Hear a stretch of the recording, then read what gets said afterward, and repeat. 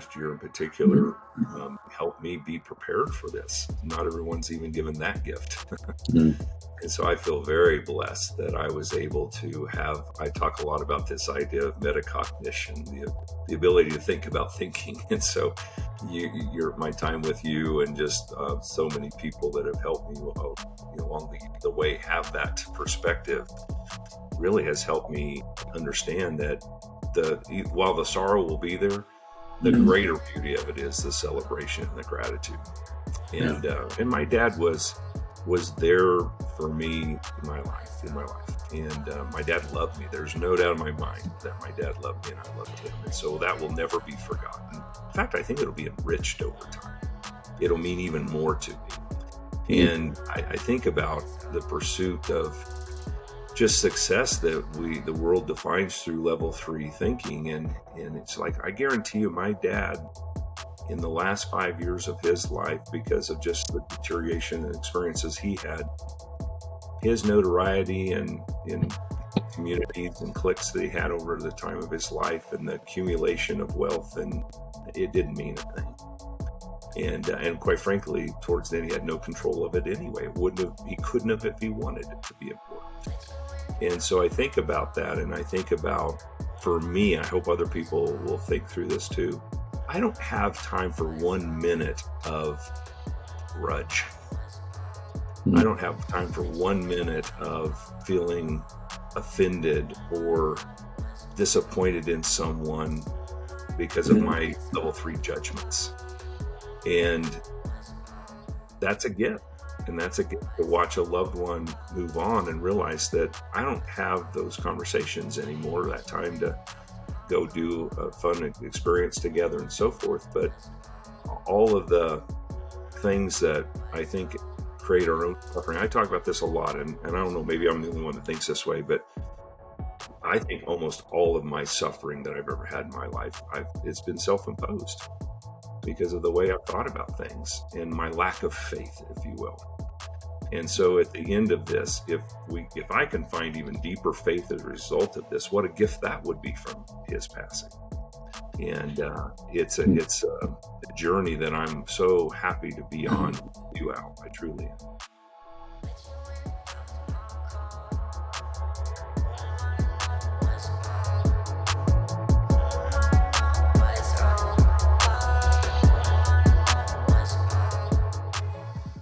Hello, everyone, and welcome to Fourth Level Conversations with Al Colleen and Stacey Harding. We're excited to share some more thoughts with you today. And Al, it's great to see you, brother. Great to see you too, brother. Of course, what we're going to talk about a bit today with the audience is life events and how, in a fully lived life, you're going to live from birth to old age, and you're going to go through various experiences. But we all have awareness, if we're paying attention, to what we refer to as existential angst over big things that are going to happen that we know are going to happen, at least intellectually at some point, but we're not sure how we're going to be in the face of those things. And there's perhaps nothing more poignant in those existential moments than the death of a loved one. And you have recently endured going through that with the death of your father. And it occurred to me this morning that what might be helpful to anyone who is enjoying these podcasts is to make it safe to talk about this thing that, particularly in this society, we don't talk about. Because we have a relationship in this society, I think, with life that is shallow artifice all too often, where we don't face the reality of old age, sickness, and death with any sort of grace or even rational acceptance as it being a natural part of the flow of it all. But I think you have a great message for us all today, Stace, in this moment when we're all going to endure some of these moments that seem unendurable. But at that moment, when you're left just with yourself, and you might have loved ones around you hugging you and telling you it's okay and doing their best to try to relieve your pain, but I believe we all have to go through those moments alone, ultimately. And even if we're, even in a crowd, the Zen man walks alone. Well, even in a crowd, the grieving man walks alone.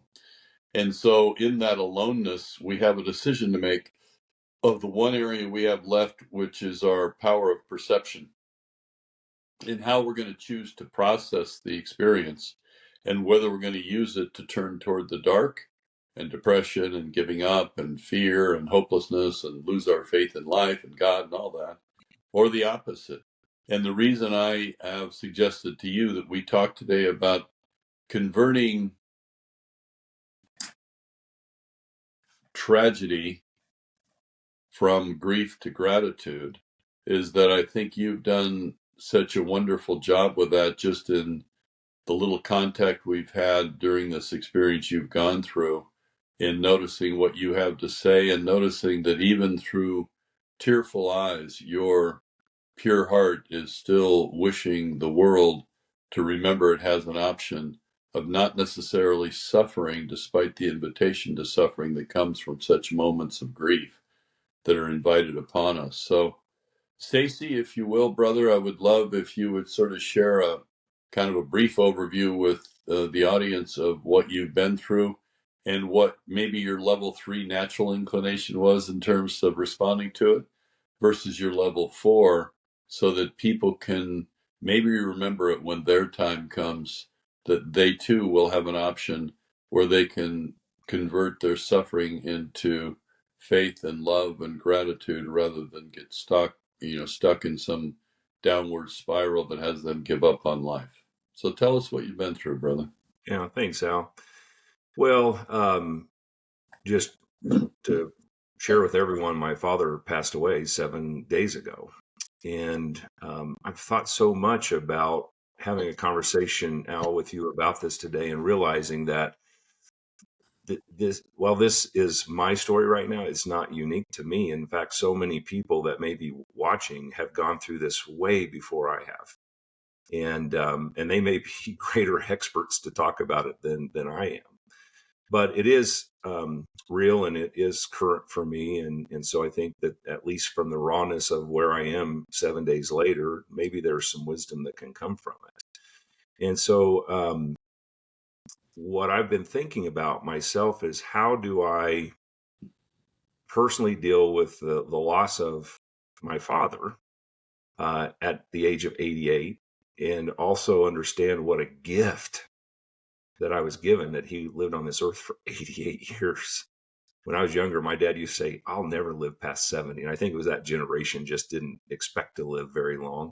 Yeah. And 88. And quite frankly, for me, I didn't start losing parents until I was well into my 50s. And so it's interesting to be at this stage and trying to understand why it still hurts. Because the gift of 88 years, and you think, oh man, that's a long life, and it is. And many people, maybe they're watching, myself included, we may not make it there. But it's so interesting to try to emotionally and intellectually bring together celebration, gratitude, and sorrow or grief. And I'm not an expert on the stages of grief, and I have no idea if I'm missing some. I'm sure there's anger in there and despair and all those things. But for me, watching my dad deteriorate over the last number of years has been very, very difficult. And my father lost his second wife, my stepmother, after a 10-year battle with cancer, and lost her about 7 years ago this August. And his life completely changed from that moment. And it was quite interesting to watch his grief and his loss. And I think there were lessons for me at this stage, because I don't think my dad had the same capabilities of dealing with that loss in the way that I'm hopeful that I will. And so when I think about the emotions, it's almost like you're watching something outside of you that really isn't you, because it's like it's got to be somebody else's story. And I think we do that to protect how we're feeling, because if we let it go, oh my gosh, the floods of tears and all those things come out. And I've had moments alone like that. But I've had such beautiful moments of the people around me that have been there to support me, to share their stories and to share their previous grief and all those things. But I guess the thing that I'm hopeful to share with people today is that life is such a gift. People are imperfect. And my dad had so many gifts and so many personality flaws and behaviors that equaled those gifts. And yet, the lessons I learned were equally as important from those flaws as they were from the gifts. And I'm serious about that. Now, you and I were talking earlier that as we're adults, we either gravitated to be like our parents, or maybe we learned to be different. Well, I was kind of both with him. There were things about him I wanted to be like, and there are things about him that I didn't like. And that's an interesting thing. I'm sure my children will think the same thing someday. But nonetheless, I'm interested in sharing with people that we have choices, right? We can either lean into faith in God and friends and family to cope with these situations, or we can do the opposite. And I have no desire to go down a path of despair and depression over this. Um, 88 years is a long time for a person to live. Now, I know there are people that may be watching that have lost loved ones at much younger ages, and I don't diminish the devastation that would be, and my heart is so deep for people who've experienced that. But there is love in all of this. And I think probably, Al, that's the deepest thing that I think about is there's love for my father, there's love for my family, there's love for my friends, there's love for the stranger that sees it and still has compassion.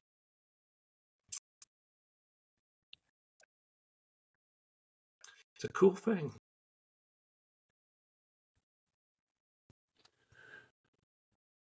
A beautiful insight. And you know what it brings to mind for me, Stace, is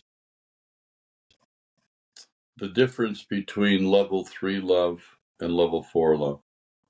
I think level 3 love is a conditional emotional transaction, that I will love someone if they meet all these conditions and they give me back love or something of value. And if they don't meet the conditions or they don't reciprocate, then my love withdraws. So love at level 3, ego-based love, is a self-serving love. I'll do it, I'll feel it, and I'll give it as long as there's something in it for me. I believe level 4 love is none of those. I don't think it's conditional. I don't think it's a transaction, and I don't think it's an emotion. I think it's a state of spiritual recognition of the soul in someone else that reminds us and connects us to our own soul, both of which are a part of God's soul, or part of God. And so love level 4 is really a recognition of the larger self within others that we yearn to merge with. And we have societal overlays to that of expectation that if you're in a family, you're supposed to love them all. And if you have a parent or a daughter or a son or a wife, you're supposed to love them because that's the societal construct that you should love who you're in family with and whatnot. But a lot of the perplexion we have in life is that we don't always love in a level 3 way the people we're with. But if we can use the experiences you've been through to remember the option of a level 4 love, and for you to do something that we all need to do more of, but we do too rarely, look past those personality aspects or the behaviors of your father that your ego could take umbrage with and could push back on and could judge, in favor of the soul in there that was behind the curtain and the real reason he was ever given life in the first place, as you and I are. Now you're able to appreciate that piece of divinity that was your father's existence and what that did to be a mirror to help you reflect on a higher order of not only who the world is and other people are, but you are. And so I personally believe the symptom, if not the um, the catalyst to moving from level 3 to level 4 love is converting the natural process of grief, of denial, anger, bargaining, acceptance.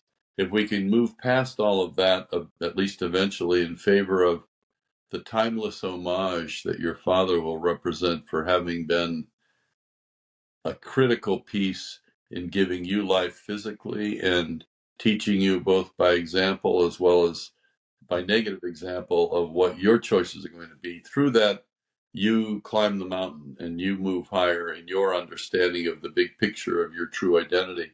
And therefore, the real purpose of level 4 love is to help us take steps toward remembering and discovering our true identity rather than this temporary worldly version that we have in relationships. So I think you've been doing incredible with this and beautiful with this. And it's one of the reasons I suggested we talk about this morning, this on this podcast is everybody it's inevitable. Everybody deals with this. And yet we live in a society that tends to want to deny it in favor of the bigger house, the bigger car, the better looks, the greater money, and all of that, only to realize the tragedy and how irrelevant those things are in the long-term large scope of things. And I think obviously you will get through this, but most importantly, you are being so inspirational to me, Stace, with you clearly having wrestling with these two states and yet increasingly being of the mindset that you can't change your father's passing. What you can do is give his life legacy by who you're going to be in awakening in other people. Level 4 love rather than level 3 love to help them escape the ravages of suffering that come from the attachment intrinsic to level 3 love. What are your thoughts? 100%. And Al, I'm so grateful that my connection with you over the last year in particular helped me be prepared for this. Not everyone's even given that gift. Mm. And so I feel very blessed that I was able to have, I talk a lot about this idea of metacognition, the ability to think about thinking. And so my time with you and just so many people that have helped me along the way have that perspective really has helped me understand that while the sorrow will be there, the greater beauty of it is the celebration and the gratitude. And and my dad was there for me in my life. And my dad loved me. There's no doubt in my mind that my dad loved me and I loved him. And so that will never be forgotten. In fact, I think it'll be enriched over time. It'll mean even more to me. And I think about the pursuit of just success that the world defines through level 3 thinking. And it's like, I guarantee you, my dad, in the last 5 years of his life, because of just the deterioration and experiences he had, his notoriety and in communities and cliques that he had over the time of his life and the accumulation of wealth, and it didn't mean a thing. And quite frankly, towards the end, he had no control of it anyway. He couldn't have if he wanted it to be important. And so I think about that, and I think about, for me, I hope other people will think through this too. I don't have time for 1 minute of grudge. I don't have time for 1 minute of feeling offended or disappointed in someone because of my level 3 judgments. And that's a gift. And that's a gift to watch a loved one move on and realize that I don't have those conversations anymore, that time to go do a fun experience together and so forth. But all of the things that I think create our own suffering. I talk about this a lot, and I don't know, maybe I'm the only one that thinks this way, but I think almost all of my suffering that I've ever had in my life, it's been self-imposed because of the way I've thought about things and my lack of faith, if you will. And so at the end of this, if I can find even deeper faith as a result of this, what a gift that would be from his passing. And it's a journey that I'm so happy to be on with you, Al. I truly am. Well, I'm honored that we get to share this phase of life together. You know, as you're speaking, three things come to mind. There's a fellow that I'm fond of that has now passed, but was a major influence in my life, named Ram Dass. Mm-hmm. And one of the things Ram Dass, who did a lot, he was a Harvard professor and he ended up going to India and becoming a guru and all. Fascinating guy. But he did a lot of work with terminally ill people. He spent a lot of time at the Menninger Foundation in Kansas and different places, hospices, and he had the most unusual perspective on death I've probably ever heard. He used to say, "I love being with people when they're dying because I know I'm going to be in the presence of truth." His guru was a guy named Neem Karoli Baba. And he had another curious saying. He said, "I love suffering so much because it brings me so much closer to God." So a couple of great insights. And I say those two things to set up the third thing, which is during this phase of your experience in physical form, this phase is going to last as long as it lasts. You're going to need to go through, denial, bargaining, all that. It's going to last on your level 3 self. But it's when you're in the purity of this experience where you're going to have access to the greatest understanding of what life really is, because you're the facade of our level 3 hypnosis of what we think matters in the shallow world falls away in the face of something as profound as your father's passing. And so this is a time where your heart is going to talk more easily and clearly than your head. And I wonder if, the people watching this podcast might see it and turn it off because it depresses them, because it scares them to think that they're going to have to deal with this. But maybe we can have this be something that folks can take away, that is something for them to remember for when that moment comes for them. So what I would dearly love to have your heart articulate to the folks, Stace, in our closing moments of this podcast, would be if you were to give people some ideas, notions, some tips of how to convert grief to gratitude. And why? Well, first of all, why is converting grief to gratitude important? And then what are some ideas you have based on your experience you're going through right now on how to actually do that, so people can walk away from this podcast and know they've gotten a treasure, because they now have something in their pocket that they can pull out when they need to, that will help them take away their existential angst over their concern whether they'll be able to handle those moments when they come. So what is the process of converting grief to gratitude? Is it important? And if so, how do you get there, brother? How do you do it? Yeah, I think what comes to mind, Al, is that, and there are people who have suffered far greater losses than I have. For me to say that you can eliminate your grief, I don't think that would be fair, but you can quiet it, I believe. And so I think that gratitude is the way to quiet it. To think about all the blessings of the time that you've had with that loved one and focus on that rather than the loss. I mean, I'm sure this has happened for anyone who's lost loved ones, but the memories start flooding back about, and sometimes they flood in saying, I'm going to miss that. But if we can move that beyond, I'm going to miss that, to, oh my gosh, I was given the gift of that and I got to experience in that. And so for me, I think it's about quieting the grief, and it's through gratitude, it's through compassion for others. And so some of the things that I would suggest to people would be, don't deny your feelings. You can't pin it up. If you're going to have the moments where you can't talk, like I did a few moments ago, you just pause, you let it happen. The next thing is to surround yourself with your friends and family that love you, and they will be there. They will never not be there. I'm convinced of that. Our souls are too connected to walk away when something like this happens. And then the greater connection, and I would encourage this for all people, but for me, it's a greater connection with God.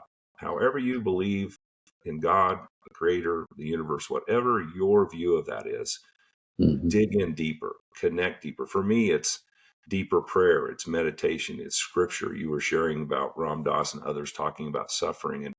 And the Apostle Paul said it too. Consider it pure joy when you experience various trials, because they create perseverance, which leads to hope. And so for me, that is probably the biggest thing, is just to go deeper into my relationship with God and through prayer, and open to others, and share your experiences, share the stories of your loved one.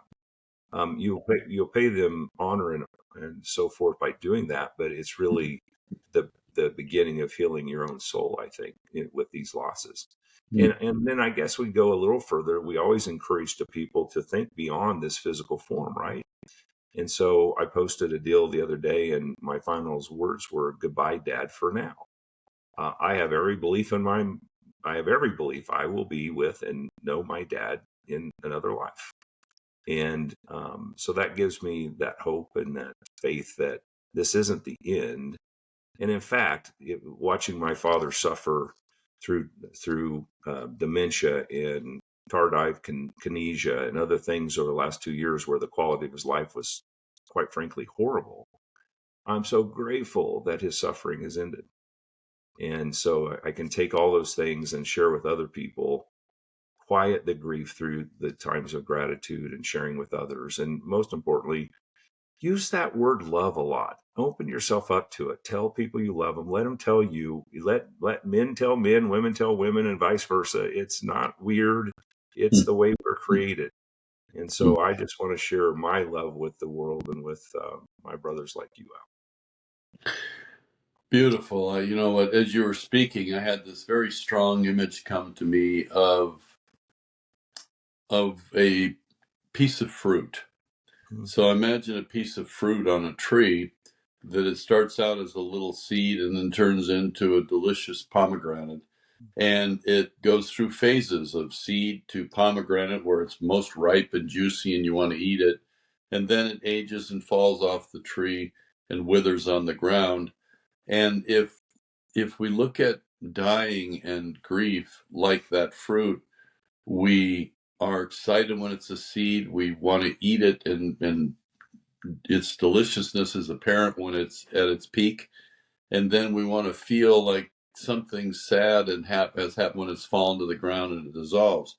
But if you watch that fruit dissolve, eventually as it fades away, a diamond is inside the seed of that fruit that wouldn't be revealed without the dissolution of the fruit being what it really was.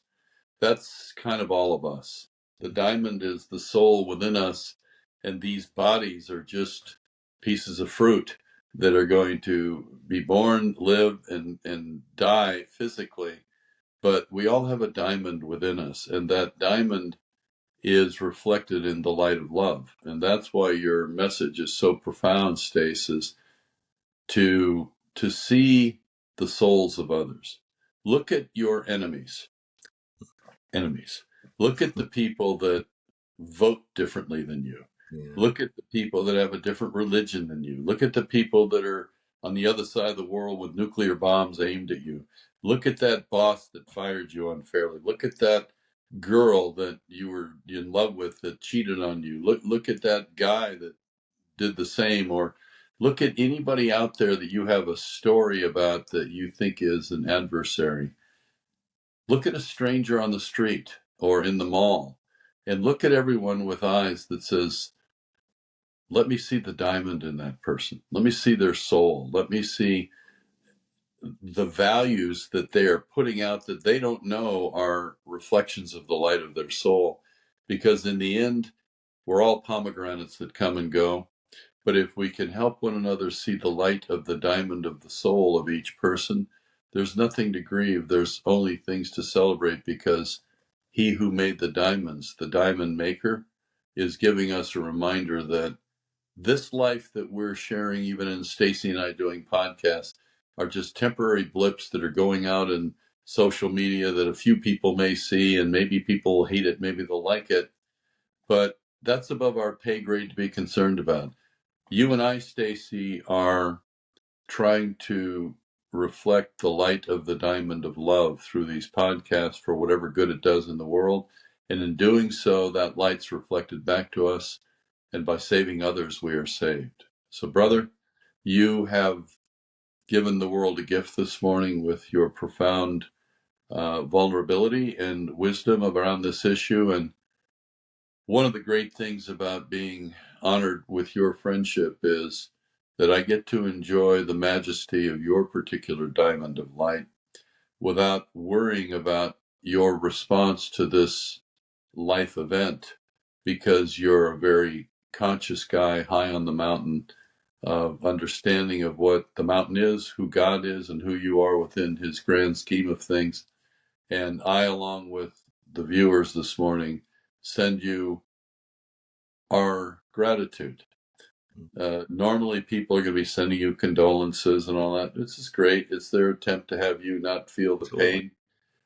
Feel the pain, brother, because that is just the fire burning away the husk of the fruit to reveal the diamond. And you've given us that diamond this morning. Thank you, brother. Thank you. Friends, can you see why I like hanging out with this guy?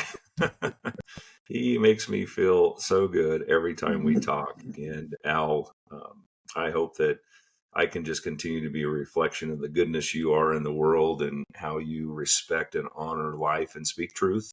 It's not that we don't speak truth about issues, and that sometimes can cause controversy, but I love you, brother, and thank you. And I'm so grateful for anybody that's watching this, and I hope that it's meant something to you. So thanks for being with us.